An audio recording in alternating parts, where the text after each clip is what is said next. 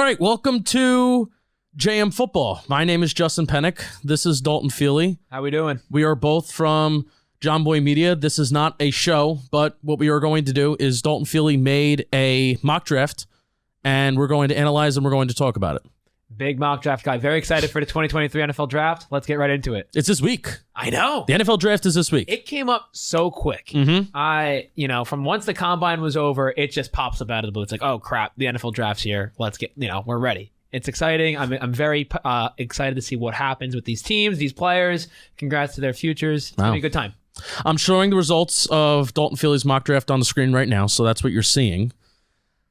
So let's go through it. And let's start at the top. Yeah, so for those who don't know, I am a Colt fan. I'll wear that on my chest. And I know Frank Reich. I know Frank Reich. I know Frank Reich, not personally, but I know what he likes within a quarterback. I think the number one pick, it kind of shows who's got more power, who's got more leverage in the Carolina organization. If I had to put money on it right now, I think I would go with the betting favorite, Bryce Young. Really seems like GM Scott Fitterer that's the guy that he wants for the Panthers at number one overall. They trade up with the Bears to get to that number one spot.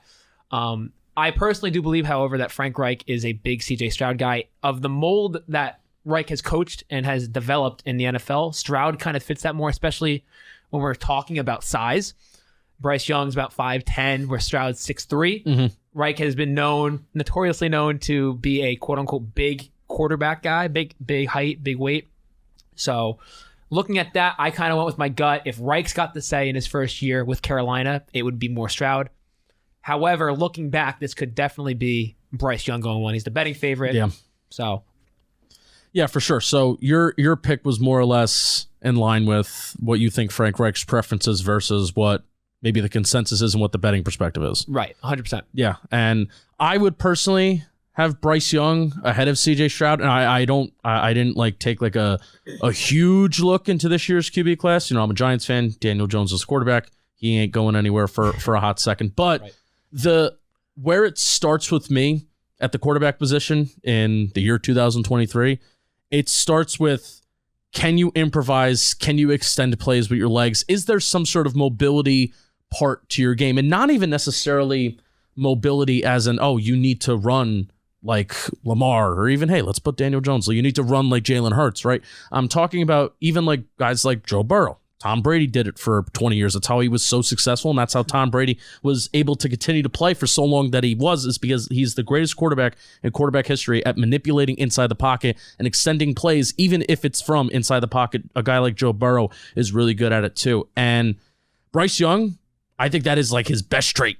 His best trait is his ability to extend plays, his ability to improvise. Like that Alabama offensive line was not as perfect as it was, and certainly those receivers were not as perfect as they once were, or as some of these quarterbacks in the past have had. And CJ Stroud, that's like his biggest weakness, is that he can't extend plays like that. I 100% agree with that. I don't want to say Stroud's a statue, because he's by no means a statue. However, he doesn't want to run. Yeah, he can move when he wants to. He has the athleticism to move. I'm watching the college football playoff, and I'm like, why aren't you doing this more? You're moving, you're scooting. 100%.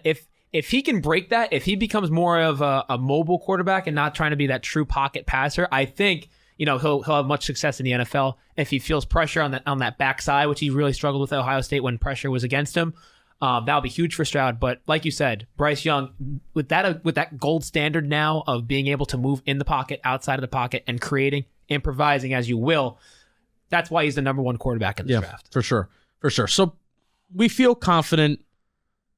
Number one and number two, they're going to go quarterback. I don't feel totally confident that Houston's going to take a quarterback, because the Houston Texans are basically the Houston kick the can. They're the kick the canners. Right.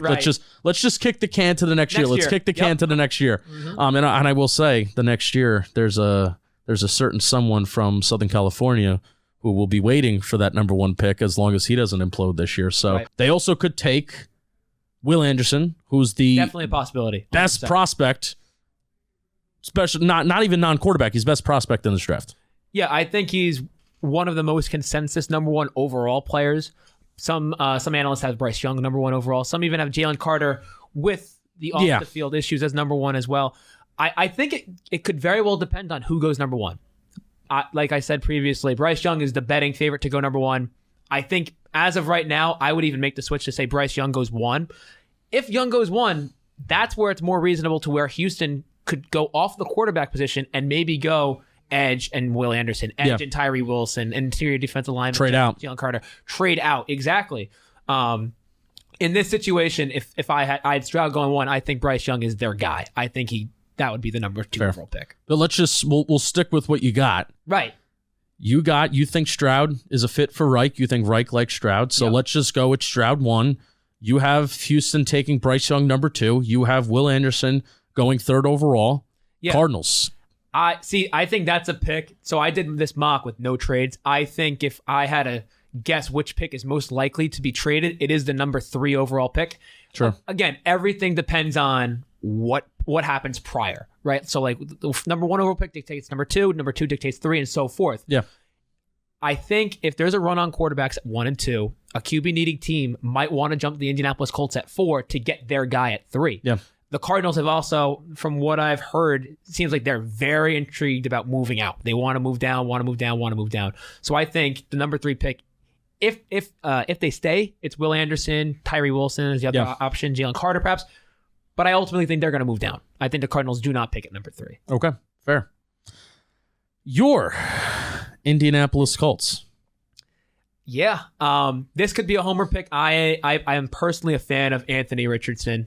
I don't think that's a homer pick. No, I think knowing Chris Ballard, he would love to trade down. He would love to trade down. Yeah. That's not going to happen. He hasn't had, I was looking at this, Dalton, I think they've only, your favorite team, they've only had 1 first-round pick or 2 first-round picks since 2018. And that was Quentin Nelson, too. And it was Quentin Nelson. And they traded down. They had a 3rd overall pick, traded down to number 6 with the New York Jets, where they traded up for Sam Darnold.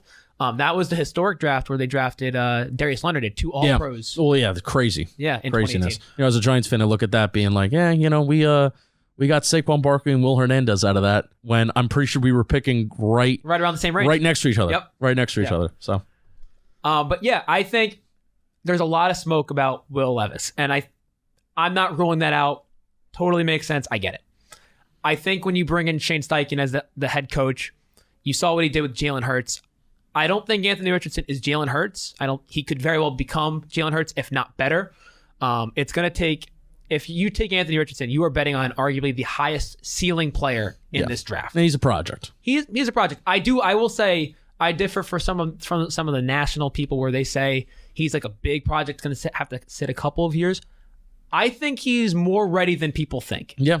I think he gets some negativity in terms of the mental component of the game where he thrives. I think there are reads, he makes reads relatively quickly at his age for only starting for 1 year. So I think he's more ready, more NFL ready than people give him credit for. Yeah, we've seen, or at least I've seen a lot of the draft media people really go out of their way to kind of defend Richardson and really look into the quote unquote accuracy issues that he has, which by the way, I think every quarterback deserves the same amount of, this is more or less an NFL media thing with me, but every quarterback does deserve the same amount of attention that I've seen some people give Anthony Richardson to dispel some of the narratives that are seen, especially with the lack of accuracy stuff. But really what's important to look at with Richardson, at least when you look at the stats stuff, the average depth of target.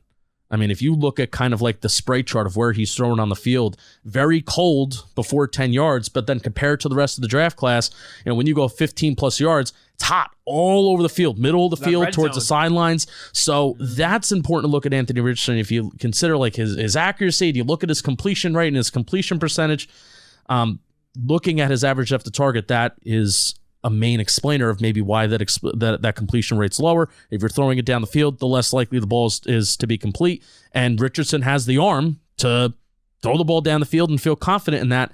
It really is just a question of the NFL. A lot of the NFL is the quick game, especially if you want to be a team that throws on early downs.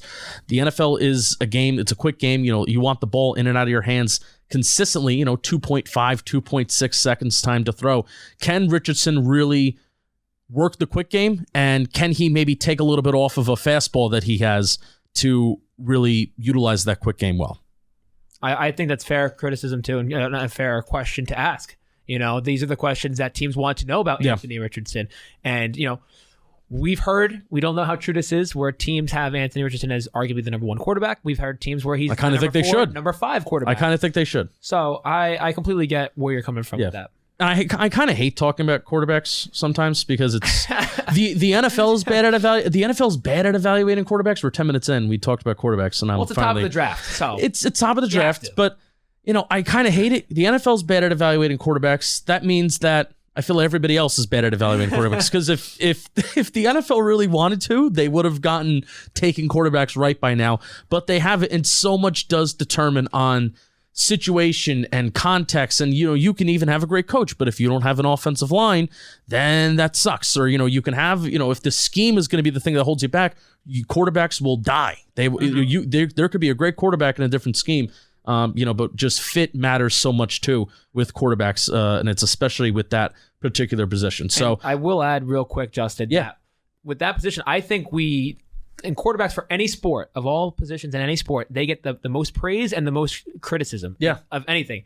I would say 95% of the quarterbacks are situational driven to where it really depends on who's around them and everything that's going for them to be successful, and then you're looking for that 5% to where they can elevate an organization to be, and he is that superstar carrying the team to success rather than being a win with. And Richardson, out of all the guys in this class, and this is what makes him so enticing, that Richardson has the ability to do that more than any other player that we've, more than any other quarterback in the class. Absolutely. I think, transcend a franchise. When you're looking at it from a person who is not going to get fired based on these decisions, I'm looking for the players who have the highest upside, because if I'm a general manager, if I'm a scout, I'm looking for guys who I think my coaching staff can coach up and develop and become potential Pro Bowlers, all pros, which leads to success in the postseason. Yeah, absolutely.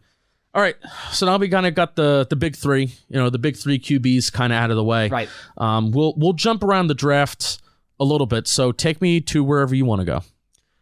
Well, you know what? We're going to jump to number 9. I know that's a pick that you were intrigued to talk about. That is the Chicago Bears currently. That's the pick that they traded with the Carolina Panthers in the number 1 overall pick deal, where DJ Moore was traded to Chicago. So I have Peter Skoronski here. He's a guy who I think he can go anywhere. Like, I could totally see him going as high as 9 to Chicago, helping Justin Fields in the offensive line position. Probably as an interior guy, could maybe try him at tackle, his natural spot.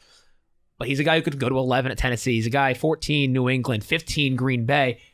A lot of teams later, too. Could be a question of length. Can he play tackle? Is he an inside guy? Yeah. So I want to hear your thoughts, Justin, on that number 9 overall pick, what you're thinking and what you think of Peter Skoronski. Yeah, and my thoughts really come from Robert Schmitz, who is a Chicago Bear fan that I really respect, who we work with here on JM Football. You've seen him on the Senior Bowl videos, and he's going to be on the Talking Giants draft stream with us too. And he's really spoken very adamantly that Skoronski is an interior guy. Okay. He does have short arms. And I don't know, especially with Ryan Poles kind of being a little, not even a little, but being, advanced in the way that I think he goes about operating a team and being an advanced, believing in those kind of like analytics and maybe value. I don't know if you're drafting an interior guy top 10. Right. And especially I think the Bears may be looking at who you have the Titans and maybe even the Texans picking at 11 and 12. I think the Bears are the first spot, and I think it's the spot that makes sense for JSN to go off the board. So I may even flip what you have at 9 and 11. I may be flipping that if this were my mock draft. I totally get that. Receiver has been a question mark for the Chicago Bears. I still think it is a need. I however, do not think it's as big of a need as it has been at one point. You acquired Chase Claypool during the season last year. You still have guys, you just acquired DJ Moore from the Panthers in this offseason. You have Darnell Mooney coming off that ankle injury. Velus Jones you just drafted. Equanimous St. Brown flashed for once in a while, Amon-Ra's brother. They have some guys there. I think you could still acquire one more, get some depth, an impact player. But I think there are other pressing needs to where Chicago could really help out. Anybody that really slides in the slot? Mooney? I guess Mooney could. DJ Moore probably can too. I think, correct me if I'm wrong. JSN's your slot. JSN's your slot, right. Yeah. He would be your slot. You have Claypool on the outside. You have Moore as like your number 1. Yeah. Correct me if I'm wrong. I believe Moore did play a lot of slot in Maryland too. He played both outside and Moore, that's a guy that, you can do anything to put him anywhere, Yeah. So for sure. But they still do need a tackle, by the way. They need a lineman. And I think the Bears-wise, what are their picks? For who? Chicago? Yeah, for Chicago. So Chicago making that deal, they have the 9th overall pick, right? Yeah. So then they have 53 and 61 as their round 2 guys. Round two, and then round 3, they have pick 64.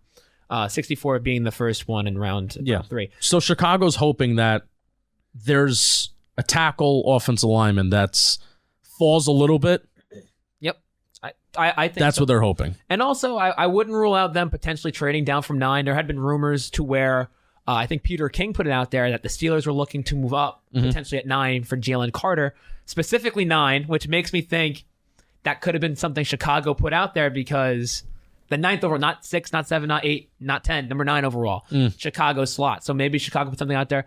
I also wouldn't rule them out, ruling trading back up into round 1. So you pick at 9 and then you pick another one in round 1. They have enough picks. They have 9 picks outside of round 1 this year. Yeah. So that's a team that could potentially, if they want an impact player, can move back up for them. If there's a tackle that's there in the latter part of the first round, like a Darnell Wright, DeJuan Jones. Yep, they definitely have the ammo to do it 100%. So that's the 9-11-12 situation. That range, right? Where even Quentin Johnston, who before I actually went and I looked at like their athletic profiles, I'm like, Quentin Johnston maybe reminds me of Chase Claypool. No, not really. Claypool's bigger, like much bigger. Right. I think that's it's crazy how Quentin Johnston is viewed as like this big physical wide receiver where he is, but compared to the guys in this class, like Quentin Johnston is like the giant out of all of them. A very small receiver class. Yeah. It's really weird. Like everyone's like, when we say small, like we're talking about 6 foot, 5'11" receivers, which isn't small compared outside of the NFL, but in the NFL as a receiver, that ain't big. Yeah, no, dude, it's also where the league kind of maybe trending towards too. It's kind of, we're seeing it more and more every single year. Rondell Moore, Wan'Dale Robinson. You're seeing guys who aren't Jakeem Grant from a while ago out of Texas Tech. It could become more of a trend. We'll see. Absolutely.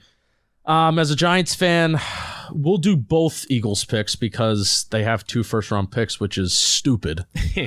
Stupid. You can thank the New Orleans Saints for that. For Chris Olave.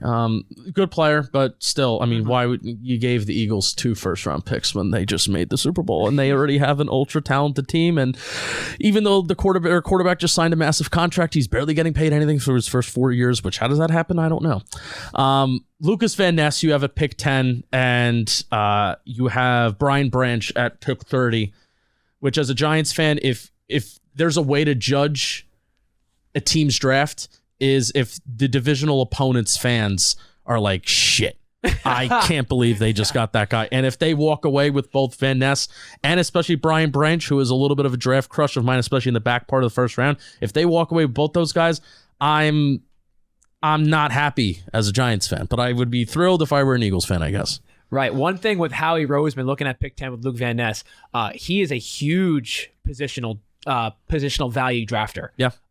He'll draft his D linemen, his O linemen, his receivers, his quarterbacks. He doesn't really deviate from that, especially in the early rounds.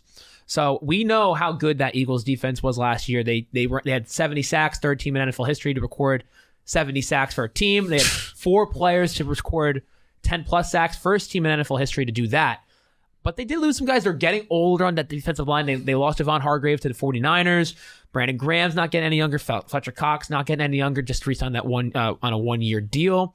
Josh Sweat was banged up. Derek Barnett, I believe, tore his ACL.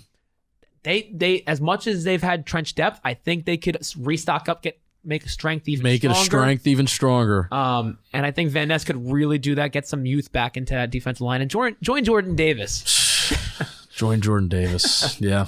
Please go ahead and do that. So, and even Brian Branch in the back part of I'm like going back and forth of, is Brian Branch a safety? Is he a slot corner? And where does he exactly kind of slot into the NFL? No pun intended. But I'm kind of just saying to myself, there's going to be a defensive coordinator that's going to use them all over the field, and that's what Brian Branch should do. Brian Branch should be in the box at certain plays. He should be in the slot certain games, certain plays, and he should be playing safety certain plays, certain games as well. I read something from Dane Brugler of The Athletic, and I give credit. The beast that he writes every year is fantastic. I love it. It's fantastic. For sure. And he said that Brian Branch reminds him of a little bit of Javon Holland from the Miami Dolphins. And when he said that and I read that, I'm like, that's a perfect example of what Brian Branch can be. Versatility from the safety position. You could play slot, you could play in the box, you play in the back half, and cover 2, cover 1 safety.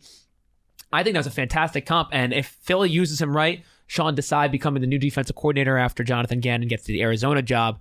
If Desai uses him in that way, I mean, that defense gets arguably stronger. Do I want to say that? Yeah.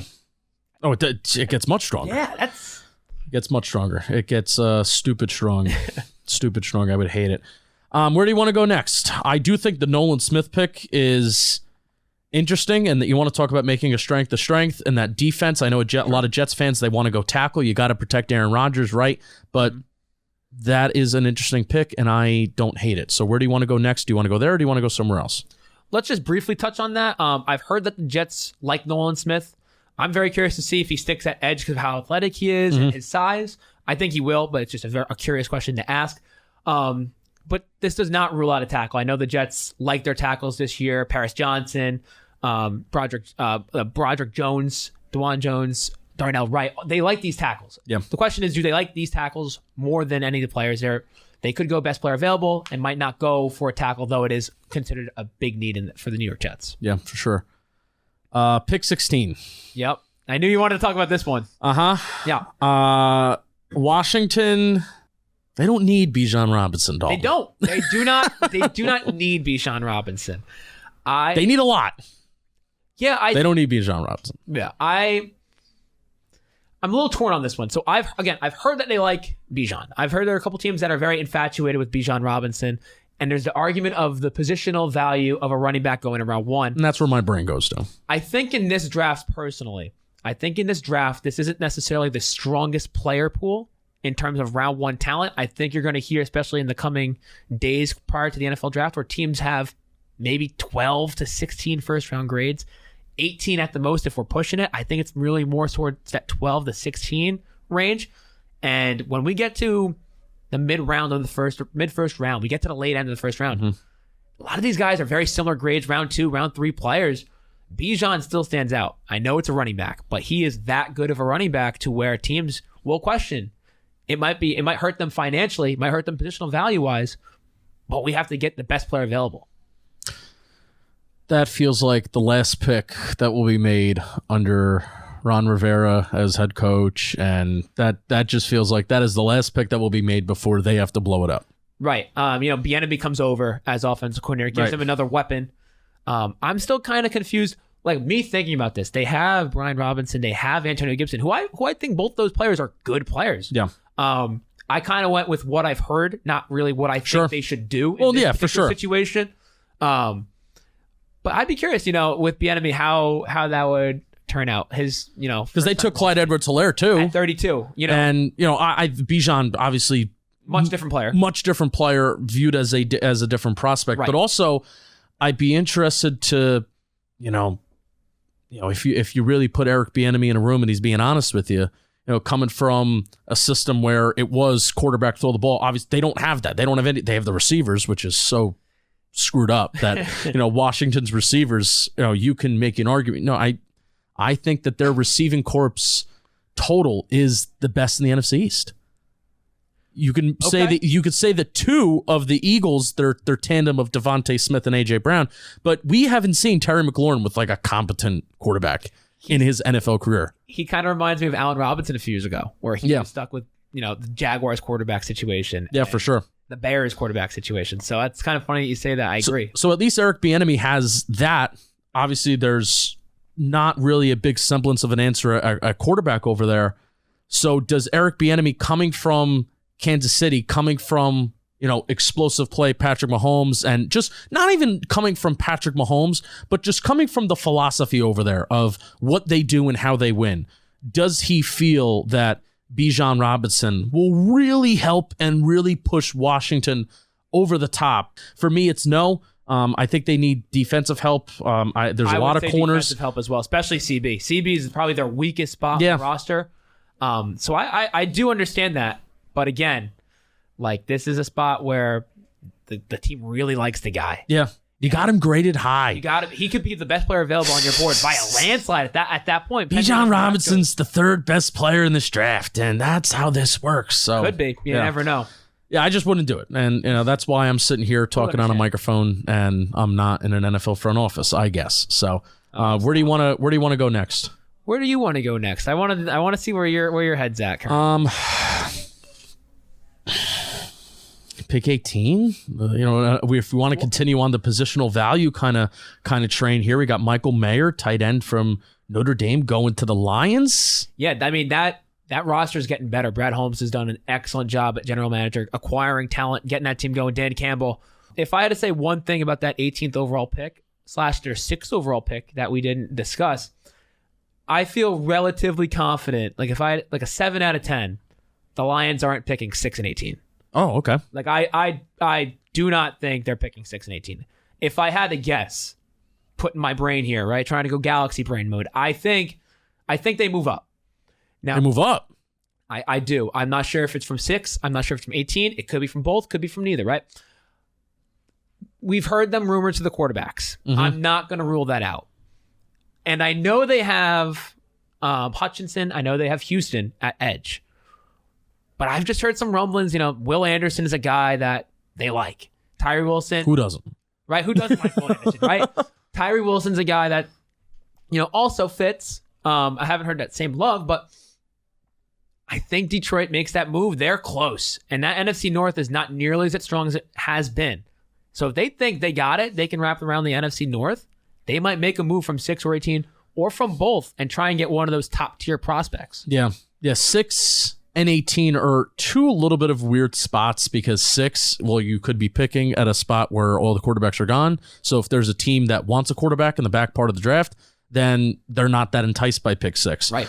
Pick 18, I feel like that's maybe around the territory where you'll start to see, teams in the back part of the first round maybe start to trade back. Potentially, right. But if they're looking to move up, how does that kind of help them? Because when you said trade, I'm thinking, okay, take pick 18, trade back since you already had the 6th pick in the NFL draft and just continue to add more to what is already a really kind of stout team for sure. So, well, don't forget last year, Holmes is not afraid to pull the trigger as moving up in the draft. He did it last year trying to get Jameson Williams and traded with his divisional rival Minnesota Vikings to move up and draft Jameson. And he tried to do it with the Penei Sewell pick. When he picked him at 7, they tried to move up with the Atlanta Falcons at 4 to get Penei. And luckily they got him at 7. But he's shown he's willing to be and has been aggressive in the early parts of round 1. I think once again, they might make a move, jump as high as 2. I would guess they're the team that would go move to 3. All right. Yeah, so they don't live by the philosophy. At least this is my little philosophy of if I'm going to trade up, especially if I'm going to trade up big time, I'm only trading up for a quarterback. Right. That's my philosophy. Here's my quick counter about what you said, though, about trading up only for a quarterback. Let's say 3 quarterbacks go into top 5. Mm-hmm. Right? Will Anderson's the other guy. Will Anderson and Jalen Carter are the other 2 players gone. If someone wants Tyree Wilson as an edge, the more the quarterbacks go, the non-quarterback needy teams can get a potential better player, a blue chip prospect, if you will, at that spot. Yeah, that's why it's beneficial for, this year I think we're actually going to have quarterbacks that go, multiple 3, maybe 4 that go in the first round versus last year there was 1. Kenny, and Kenny Pickett wasn't even taken until the middle part of the first round anyway. I think pick 20, yeah. So that's back end of the first round. Last year's draft was so weird. Where do you want to go? So that was pick 18, Michael Mayer. Broderick Jones, pick 17 is also interesting too. Need big size, high potential. I think that really does fit. They were in on Orlando Brown, I believe, Pittsburgh. So I think it makes a lot of sense. Potential right tackle right away. Yeah, there's some technical things that Broderick Jones has to work on, but if you get the coaching over there that's going to coach him up, he'll be fine. Seattle what a draft for Seattle if you get Jalen Carter and Joey Porter Jr. I mean, in the last draft too, they did a fantastic job. Arguably the best rookie draft class from the 2022 year was the Seattle Seahawks. It was crazy. I mean, fantastic. Crazy. Kenneth Walker, Tariq Woolen. You had. I'm blanking on somebody already, and I feel super bad. Well, Kobe Bryant was like a slot corner. Right. Yeah. Yep. 100%. And I feel like again one more was this the tackles or no? Charles Cross. They took Charles Cross in the first round. Lucas. So they had 2 starters, left and right tackle. almost forgot them. Sorry, Charles. Sorry, Abraham. But yeah, a fantastic draft from Seattle last year. Yeah, for sure. So I was thinking on your where do you want to go? Let's talk about 25 and 26. Let's wrap up the NFC East real here, especially with a guy, big Giants fan. 25, I had Deonte Banks. Yeah. What are your thoughts on that pick? I'm fine with Deonte Banks. There are two guys that are left on your board here who I would be pretty mad that they weren't taken by the Giants, and I would be even more mad that they're both going to divisional rivals. Okay. Deonte Banks is fine. I think he's going to be a good corner. He's not an athletic freak not an athletic freak. He's not built like the frame and like a freak like Joey Porter Jr. is for sure. Right. Emmanuel Forbes is also another guy who's long arms and is long, and I feel like he just fits better in like a Wink Martindale kind of scheme, a man coverage scheme. Deonte Banks is a good technical corner, and I think he can fit really kind of any scheme almost. But my guy right now at 25, and my two guys really are Kalijah Kancey and Brian Branch. And you have Kalijah Kancey going 26 to the Cowboys, which I would hate. And again, making a strength to strength, right? Which that front four of Dallas.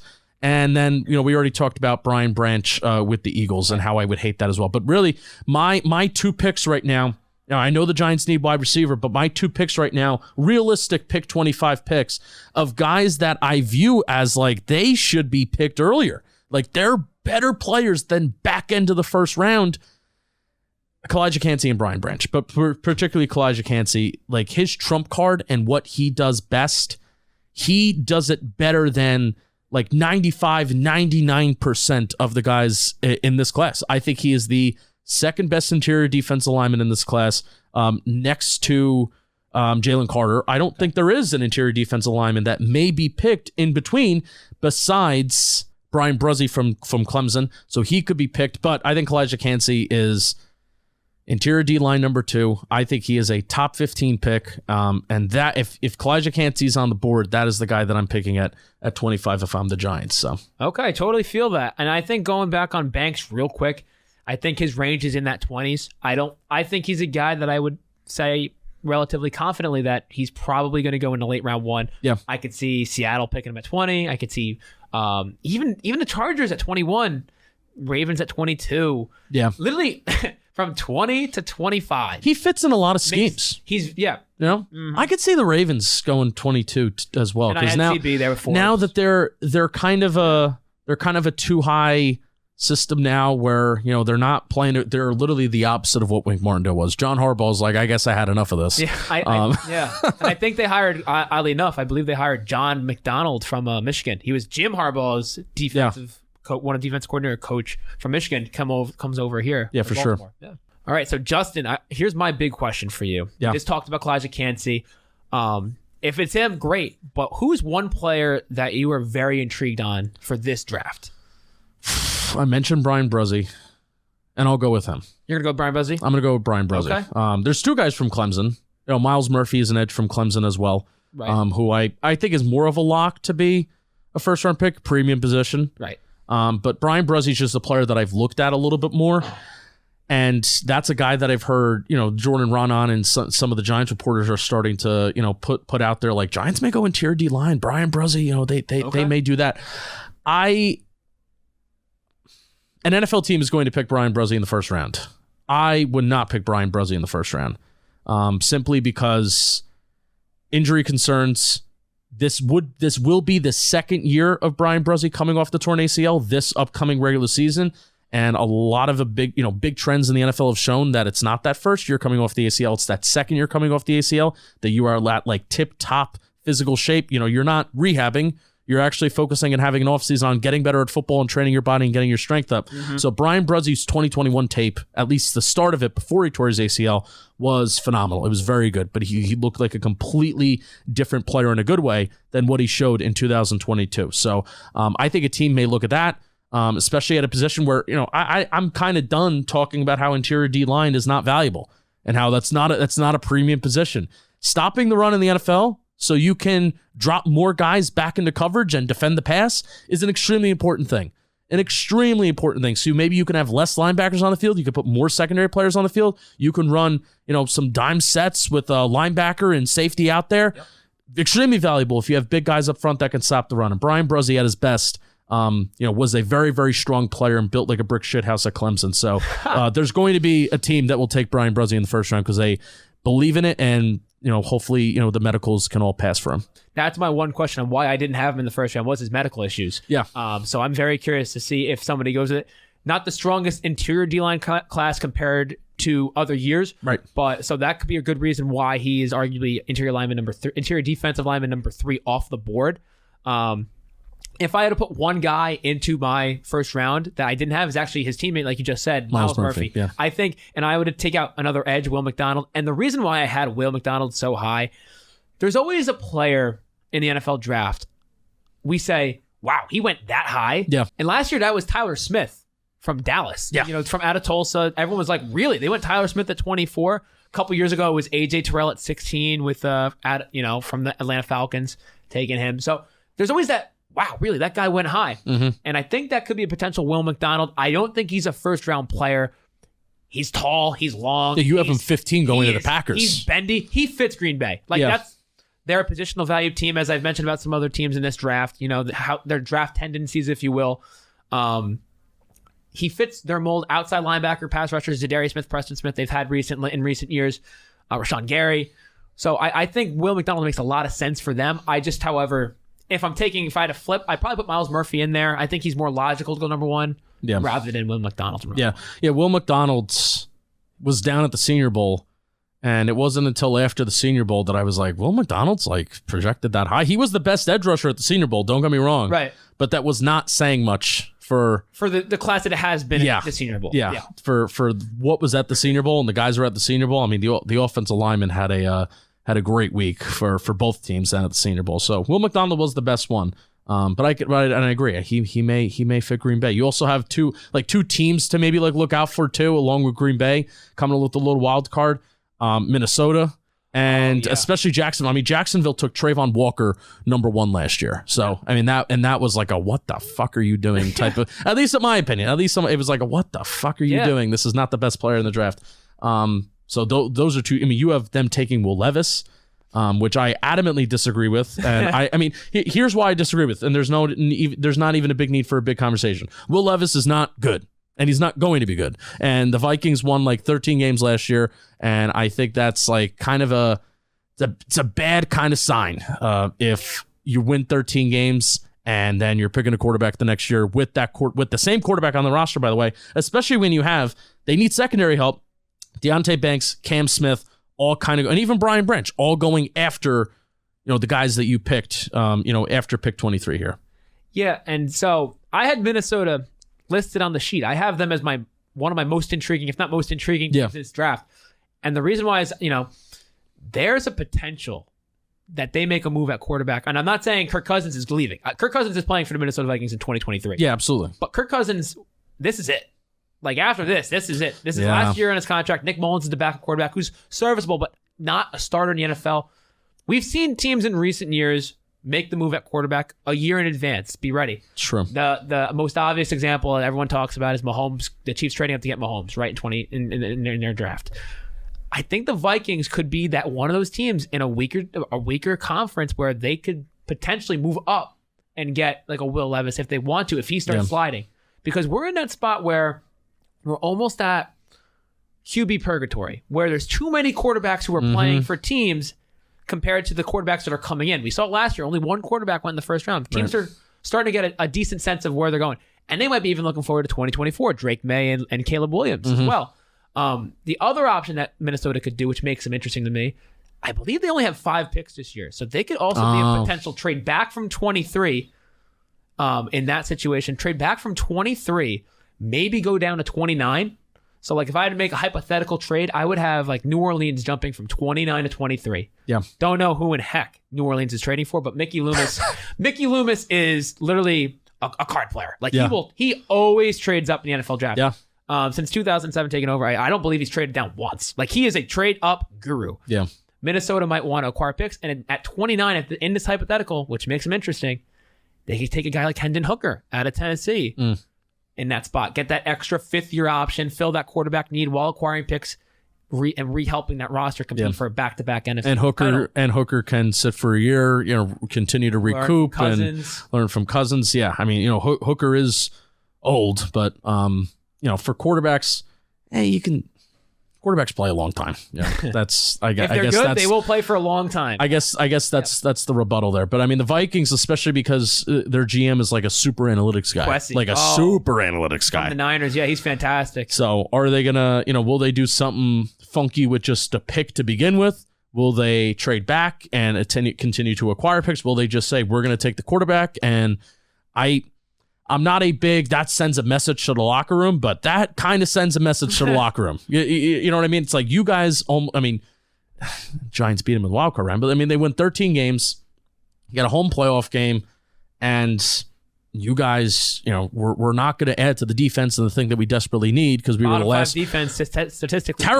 Terrible. When a Giants passing offense is throwing for like 4 or 5 20+ yard plays against you in 2 games, by the way, 2 games. When they're doing that, that's not a great sign. They were not a great sign. They were the second worst defense in the NFL by yardage. They allowed 391 yards per game. Horrendous in that aspect. And so you're right. I do understand where you're coming from. Yeah, I do.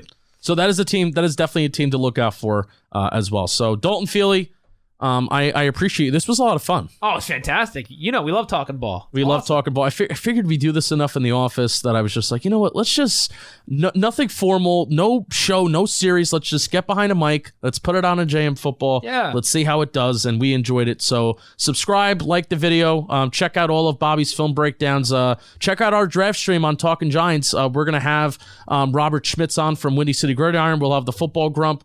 So we'll have a few different fan bases represented, and it won't even just be solely Giants. It'll be with the main Giants kind of influence with it. But we're gonna be talking all NFL draft. We're gonna be live streaming every single second of the NFL draft, Thursday, Friday, and Saturday. So appreciate all of you. Like, subscribe, peace. We'll see you next time. Peace.